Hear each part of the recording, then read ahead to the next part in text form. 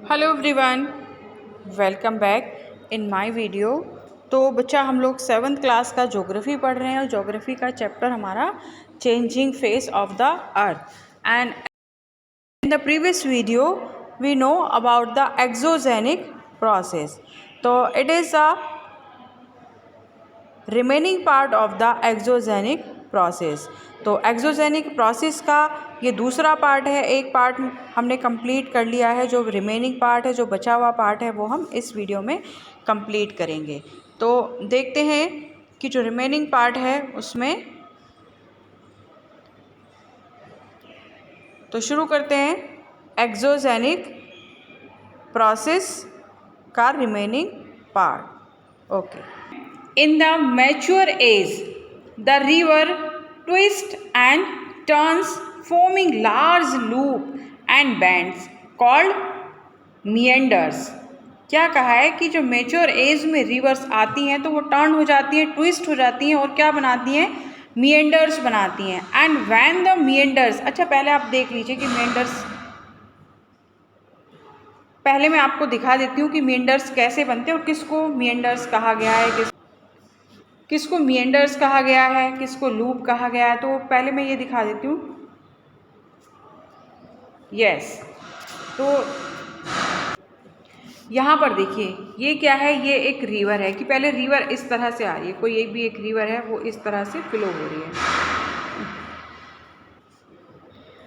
और उसके बाद वो टर्न होना शुरू हो जाती है कि रिवर पहले ऐसे आ रही थी, अब उसने धीरे धीरे क्या हुआ, ऐसे ऐसे टर्न लेना शुरू किया। एंड आफ्टर सम टाइम्स की जो टर्न्स है वो बड़े होते चले गए इस तरह से।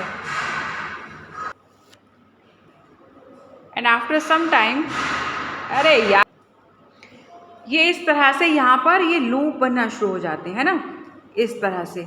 अब ये क्या है कि आफ्टर सम टाइम, कुछ टाइम बाद ये यहाँ से ऐसे होते चले आते हैं, यहाँ से इस तरह से होते चले आते हैं। अब ये यहाँ पर कुछ टाइम बाद क्या होगा कि ये इस तरह से यहाँ पर आकर मिल जाएंगे और मिलने के बाद ये वाला जो पोर्शन है, ये पोर्शन अलग हो जाएगा और रिवर फिर से कैसे इस तरह से फ्लो करने लगेगी।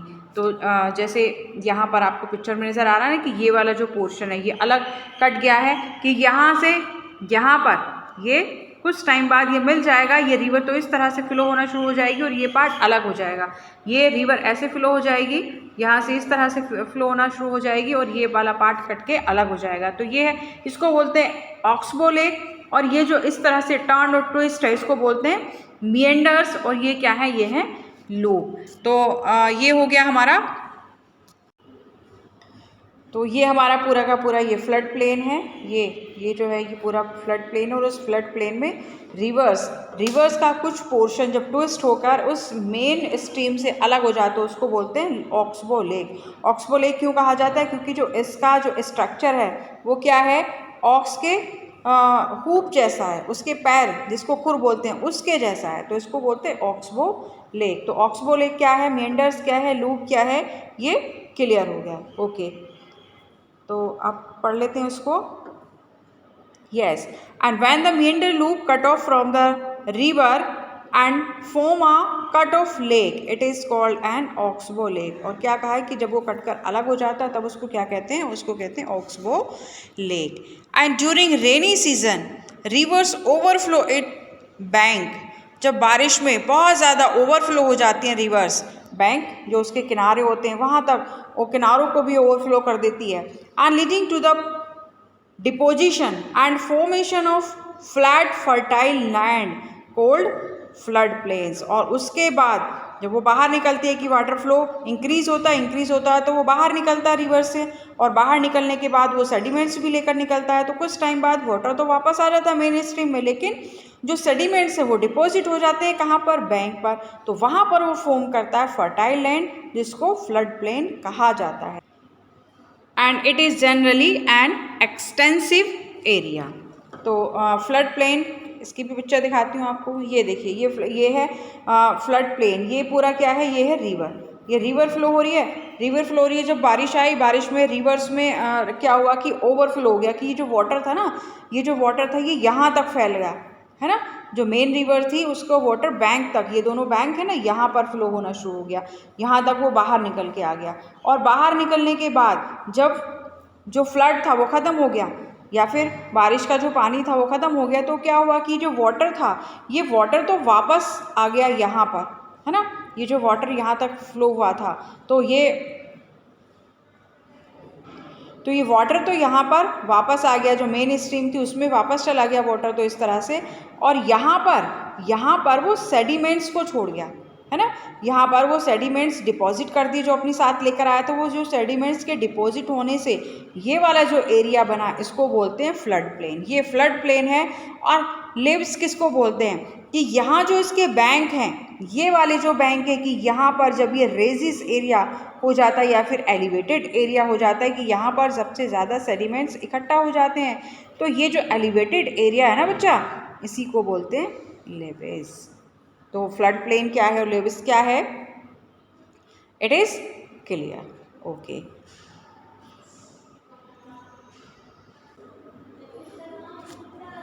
Now work of ground water. ये हमने रिवर का वर्क पढ़ा, ये हमने रनिंग वाटर को देखा कि वो कौन कौन से लैंड फॉर्म करता है। अभी हमें देखना वर्क ऑफ ग्राउंड वाटर। तो वर्क ऑफ ग्राउंड वाटर क्या है बच्चा? The water that seeps underground is the most powerful source of erosion and deposition. क्या कहा है कि जो वाटर अंडरग्राउंड सीप्स कर लिया जाता, अब्जॉर्ब कर लिया जाता है, ये मेन और पावरफुल सोर्स है किसका? इरोजन का और डिपोजिशन का। The power of ground water can be seen in such landform as caverns and potholes. क्या कहा है कि जो पावर ग्राउंड वाटर पावर है इस तरह की वो सीन करती है, या फिर हम देख सकते हैं उसको किस तरह के लैंडफॉर्म में, जो कावर्स और पैथॉल्स जो गड्ढे बन जाते हैं, गुफाएं बन जाती हैं, किसमें? ग्राउंड वाटर के प्रोसेस में। And if the water is slightly acidic और it seeps underground through limestone region. और कहा है कि अगर पानी जो वाटर है अगर वो थोड़ा सा एसिडिक हो, अम्लीय हो, और लाइमस्टोन जो अंडरग्राउंड लाइमस्टोन है उसको सीप कर लिया है, then it dissolve the rock and make stalactites and stalagmites. क्या बनाते हैं कि जब वो रॉक्स उससे डिज़ोल्व हो जाती हैं जो एसिडिक वाटर है, और उसके बाद वो फॉर्म करते हैं, मेक करते हैं क्या? स्टेटेलेकटाइज और स्टेगलेगटाइज। जो स्टालेक्लाइडाइज है वो फॉर्म होते हैं कैसे? Make by the acidic water hanging from above the cave. जब केव के ऊपर से वाटर गिरता है तो वो हैंगिंग फॉर्म में बन जाते हैं। और जो स्गैलेमाइटस है वो कैसे फॉर्म होते हैं? Stalagmites are similar to stalactites but rise from the cave floor. उसी के जैसे हैं लेकिन वो केव फ्लोर पर बनते हैं, मतलब वो नीचे की तरफ से बनते हैं, और जबकि जो स्टालेक्टाइटस हैं वो ऊपर की तरफ से बनते हैं। Next work of sea waves. अब सी वेव्स क्या करती हैं भाई? सी वेव्स को पढ़ते हैं। तो waves are ripples in the ocean, मतलब लहरें मारती रहती हैं, लहराती रहती हैं ओशन में। And landform such as hollow out on the sea coast are called sea caves. तो क्या करती हैं? जब वो बार बार एक ही जो रॉक्स हैं, रॉक से टकराती रहती हैं, बार बार टकराती रहती हैं, तो क्या बनाती हैं? वो सी केव्स बनाती हैं। And when these cavity become bigger, और जब ये कैविटी जब ये हॉल बड़ा हो जाता है ना बच्चा, तो उसको वो बोलते हैं सी आर्च। उसके बाद वो सी आर्च फॉर्म करती हैं। And sometime the force of water height breaks down the roof of the cave. और कभी कभी बहुत ज़्यादा फोर्स जो होती है वाटर की, वो जो रूफ है, जो कैविटी की रूफ बच गई थी, कैविटी तो बिल्कुल आर पार हो गई, लेकिन उसकी जो रूफ बच गई थी कभी कभी उसको भी ख़त्म कर देती है। And the left over part is called the stacks. तो क्या है कि स्टैक्स नज़र आते हैं, बस स्टैक्स रह गई। ये सारी चीज़ें मैं आपको अभी पिक्चर में दिखाने वाली हूँ कि किसको हम सी आर्च बोल रहे हैं, किसको हम सी केव्स बोल रहे हैं, किसको स्टैक्स बोल रहे हैं। तो सिर्फ स्टैक्स रह जाते हैं। And when the steep Rocky cost rises vertically above water through weathering and erosion, a sea cliff is formed। और जब बिल्कुल स्टीप, बिल्कुल खड़ी चट्टान एक वर्टिकली वाटर से वेदरिंग और इरोजन के बाद जो एक खड़ी चट्टान बच जाती है उसको सी क्लिफ कहा जाता है। तो पहले मैं आपको ये पिक्चर दिखाती हूँ। ये देखिए, ये क्या है, ये आपको एक होल नज़र आ रहा है। ये क्या है, ये है सी केव। सी केव कैसे कि सपोज यहाँ पर एक ये बड़ा सा पत्थर था, है ना, ये बड़ा सा पत्थर था और यहाँ पर क्या है कि वाटर बार बार इसको हिट कर रहा है, बार बार इसको हिट कर रहा है, हिट कर रहा है, हिट कर रहा है, हिट कर रहा है। तो क्या होगा कि यहाँ पर धीरे धीरे धीरे धीरे धीरे धीरे धीरे धीरे क्या बनता जाएगा, यहाँ पर एक होल बनता चला जाएगा और होल बनने के बाद वो क्या हो जाएगा, वो सी केव हो जाएगी, जैसे ये आपको नज़र आ रहा है। ठीक है, ये हो गया क्या, सीव केव। और जब ये सीव केव, जैसे ये होल था कि यहाँ से बार बार हिट हो रहा है और हिट होने के बाद ये होल, है ना, बड़ा होता गया, बड़ा होता गया, होता गया, होता गया, होता गया, होता गया और फिर ये आर पार हो गया, है ना, इस केव के ये आर पार हो गया। तो ये भी आर पार हो जाता है ना बच्चा, इसको बोलते हैं सी आर्च। मतलब ये सिर्फ इसका ये छत रह गई है, बाकी सब बीच से खाली हो गया है। जैसे ये वाली पिक्चर, ये नज़र आ रहा है ना आपको कि ये सिर्फ यहाँ पर आर्च बना रह गया है, लेकिन हम इससे क्या है, आर पार नज़र आते हैं कि यहाँ से हिट करते करते वाटर ने बिल्कुल उसको ख़त्म कर दिया है, यहाँ से जो पूरी रॉक थी उसको ख़त्म कर दिया है। तो ये सिर्फ रूफ रह गई है, ये है सी आर्च।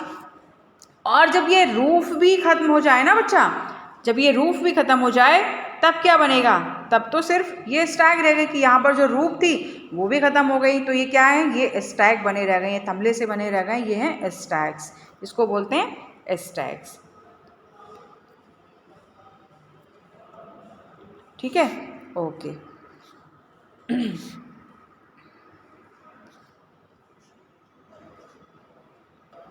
Okay.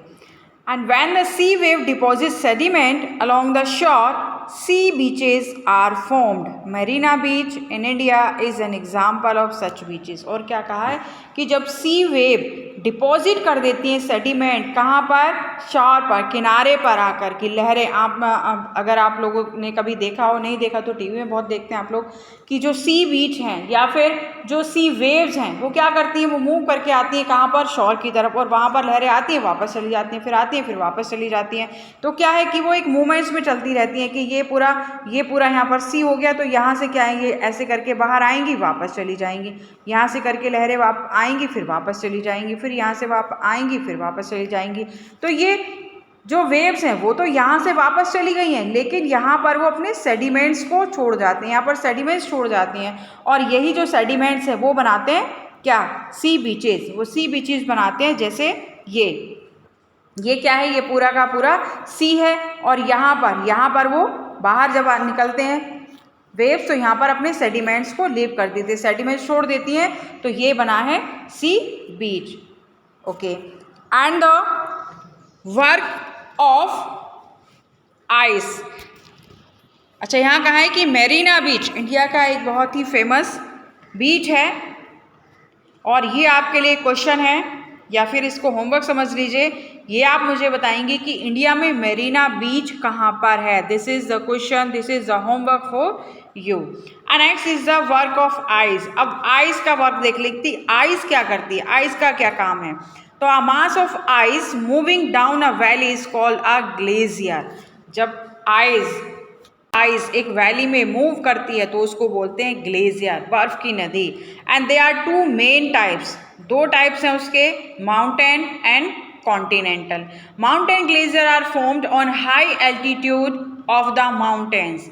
जो माउंटेन्स ग्लेशियर हैं वो मोस्टली कहाँ पर फॉर्म होते हैं, हाई एल्टीट्यूड पर, बहुत ज़्यादा जहाँ पर हाइट होती है, माउंटेन्स होते हैं, वहाँ पर फॉर्म होते हैं। और वहीं पर जो कॉन्टिनेंटल ग्लेशियर हैं cover large part of polar region and Greenland. वो पोलर रीजन जहाँ पर बहुत ज़्यादा ठंड, जैसे कि पोलर नॉर्थ पोल और साउथ पोल पढ़े ना आप लोगों ने, तो वहाँ पर जो पोलर रीजन है, north pole and south pole, है ना, जैसे ये अर्थ है, जैसे ये अर्थ है, और ये क्या हो गया, ये इक्वेटर हो गया 0 डिग्री, और यहाँ पर क्या है, नॉर्थ पोल, ये नॉर्थ पोल हो गया, और ये वाला क्या हो गया, ये हो गया साउथ पोल। तो यहाँ पर ये जो पोल वाला एरिया है, यहाँ पर फॉर्म होते हैं and Greenland. And both the type of glacier move and are driven as a result of gravity. और दोनों में जब वो मूव करते हैं, जब ग्लेशियर मूव करते हैं तो एक ग्रेविटी इंक्रीज होती है and the speed of movement is very slow, क्योंकि बहुत बड़े बड़े पहाड़ होते हैं इसके बर्फ के, तो जो स्पीड है ना बच्चे वो बहुत स्लो होती है, बहुत धीरे वो फ्लोट करते हैं। And it is through this movement that a glacier bulldoze the surface of the earth over which it moves. और जहाँ से वो मूव करते हैं, बर्फ़ के बड़े बड़े पहाड़ जब वो मूव करते हैं तो उसमें साथ साथ वो जो अर्थ का सरफेस है, अब जैसे रिवर है, अब ऐसा तो नहीं है कि रिवर में कहीं कहीं तो ज़मीन होगी ना, कहीं तो सरफेस होगा ना, तो वहाँ पर उसको बुलडोज करते हुए चलते हैं, खरोंचते हुए चलते हैं, उसको खोदते हुए चलते हैं। And with great pressure and weight glacier perform erosion by plucking and grinding and deposition by melting action respectively। तो क्या करते हैं कि क्योंकि बहुत ज़्यादा बड़े होते हैं, बहुत ज़्यादा प्रेशर होता है इनमें, बहुत ज़्यादा हैवी होते हैं ये ग्लेशियर, तो ये क्या करते हैं, तोड़ते फोड़ते पीसते डिपॉजिट करते हुए चलते हैं। And when glacier deposit their sediments glacier moraine are formed. और जब ये ग्लेशियर अपने सेडिमेंट्स को डिपॉजिट कर देते हैं then form the glacier moraine. And next, and grinding action of wind is the mushroom rock seen in the desert region। grinding action of wind, grinding action क्या है कि जैसे यहाँ से अच्छा जैसे बहुत तेज़ हवा चलती है, आंधी चलती है, आप लोगों ने देखा है, और अगर आप बाहर खड़े हुए हैं है ना, अगर आप ओपन एयर में खड़े हुए हैं कि बहुत तेज़ आंधी आ रही है या फिर बहुत तेज़ हवा चल रही है और आप खड़े हुए हैं, तो आप क्या क्या महसूस करेंगे, जो लाइट पार्टिकल्स हैं वो आपके अपर बॉडी पार्ट्स में है ना, सर में और अपर जो बॉडी पार्ट्स है वहाँ पर आपको महसूस होंगे, वो आपको टकराते हुए। लेकिन जो हैवी पार्टिकल हैं वो आपको अपने पैरों में टकराते हुए नजर आएंगे। क्यों? क्योंकि जो हैवी पार्टिकल हैं वो ऊपर तक नहीं उड़ पाते हैं। तो ये जो मशरूम रॉक है, मशरूम रॉक बिल्कुल वैसे ही बनी है कि यहाँ पर क्या है कि ये एक बड़ा सा क्या है, रॉक है, यहाँ से एयर आ रही है, यहाँ से एयर आ रही है, यहाँ भी एयर आ रही है, यहाँ भी एयर आ रही है, इधर से भी एयर आ रही है। तो क्या होगा कि जो एयर आ रही है उसकी जो हैवी पार्टिकल हैं वो यहाँ पर हिट करेंगे, जो हैवी पार्टिकल है ना वो यहाँ पर हिट कर रहे हैं, यहाँ पर हिट कर रहे हैं, जो लाइट पार्टिकल है वो वहाँ पर जाएंगे, ऊपर जाएंगे। तो यहाँ पर जब वो हैवी पार्टिकल बार बार हिट करते हैं तो क्या होता है कि ये यहाँ से इस तरह से शेप लेता चला जाता है, इस तरह से वो शेप हो जाती है उसकी, और इस तरह से शेप होने के बाद ही वो एक शेप ले लेता है किसका, मशरूम का। वो इस तरह की कुछ इस तरह की शेप में आ जाता है, जिसको बोलते हैं mushroom rock. And when the wind force obstacle like hillocks, rocks or any raised ground, they deposit their loads and result in building a structure like sand dune। और अगर उनके रास्ते में कोई भी obstacle है, कोई भी बाधा है, तो क्या करते हैं कि वो जो अपने साथ पार्टिकल लेकर उड़ रहे हैं उनको वो डिपॉजिट करना शुरू कर देते हैं, और उसी से बनते हैं क्या, सैंड ड्यून्स। अच्छा यहाँ देखिए कुछ मैं आपको सैंड ड्यून्स की पिक्चर्स भी दिखाती हूँ। ये है sand dunes. And when sand is deposited in large areas a plain so covered with sand is called the loess plain. और जब ये सैंड ड्यून्स एक बड़ा लार्ज एरिया कवर कर लेते हैं तब उनको बोलते हैं लॉसेस। और इसकी भी पिक्चर दिखाती हूँ मैं, देखिए आपको, ये है mushroom rock and this is a losses. तो यहाँ पर हमारा चैप्टर हो गया है complete and this is all about the changing face of the अर्थ। हमने सारे जितने भी टॉपिक्स थे हमारे चैप्टर के वो सब 1 बाय 1 कवर कर लिए हैं, और आई होप अच्छे से आप लोगों ने समझ लिए हैं। मैंने कोशिश की है कि आपको अच्छे से एक्सप्लेन किया जाए। तो यहाँ पर आपका चैप्टर कंप्लीट हो गया है। तो मिलते हैं नेक्स्ट वीडियो में with next chapter, new chapter. Till then watch my video. Thank you very much and stay healthy and keep a smile. Thank you very much and goodbye.